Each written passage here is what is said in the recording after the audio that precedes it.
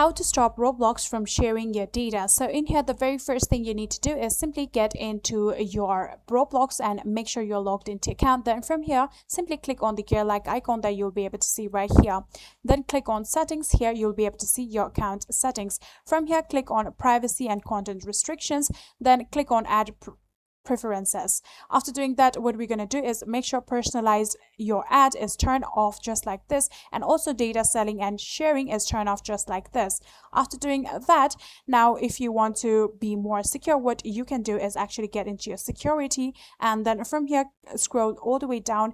Here you'll be able to see a enhanced protection. Right in here you'll be able to see your enhanced protection. If you click on it, you can actually turn this on. You can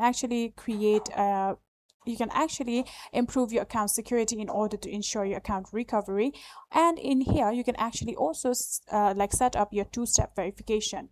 So if you want to do that, you can simply do this just like this. So yeah, that is it. If you guys do have any further queries, please let me know in the comment section down below.